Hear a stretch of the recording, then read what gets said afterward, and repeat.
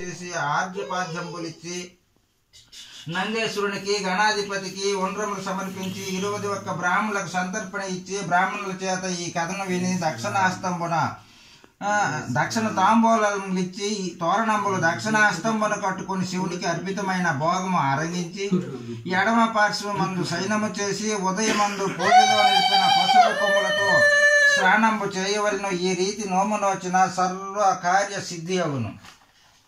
ఈ నోమునొచ్చి రోహిణీదేవి చంద్రునకు ప్రియపత్ని అయ్యను, అరుంధతినొచ్చి పరమపతివ్రత అయ్యను, గౌరీదేవినొచ్చి ఈశ్వరుని వామభాగంబున నిలిచెను, లక్ష్మీదేవినొచ్చి శ్రీమన్నారాయణ వృక్షస్థలంబున ఉండెను, సరస్వతీదేవినొచ్చి బ్రహ్మకు భార్యగా పుక్కిటి ఉండెను, రతిదేవినొచ్చి మన్మథునకు భార్య అయ్యను, శశీదేవినొచ్చి ఇంద్రునకు కాంత అయ్యను, దేవకన్యలనొచ్చి ఇష్టకార్యములు వడిసి దంపత సమేతులైరి, వృషాదేవినొచ్చి సూర్యునకు సత్యాయను, బ్రాహ్మణులనొచ్చి బ్రహ్మత్వం వడచెను, శ్రీ మహావిష్ణువునొచ్చి దేవతల చేత పూజలు వడచెను, కందర్పుడునొచ్చి రూపవంతుడయ్యను, చిత్రగుప్తులనొచ్చి సమస్త జీవరాశుల శుభాశుభములు ఏర్పరిచిరి.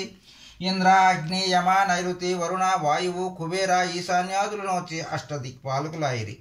వ్యాస, వాల్మీకి, కన్య, గౌతమ, కశ్యమ, జమదాగ్ని, వశిష్ఠ, విశ్వామిత్ర, శరద్వజ, మార్కండేయ, భృగు, ఆత్రేయ, సూత, పరశురామ, రోమలాదత్త, వంశపాలంపల్య, మాండవ్య, కపిల, శౌనక, శాండిల్య, శరభంగ, సుతేష్ణ, బాలకీల, తుంబర, నారదాది మును బృందములు నోటి తారక మంత్ర యోగాభ్యాసులైరి. సూర్యుడు, చంద్రుడు, అంగారకుడు, బుధుడు, గురుడు, శుక్రుడు, శని, రాహువు, కేతువు మొదలగు వారు నోచి నవగ్రహాదులైరి.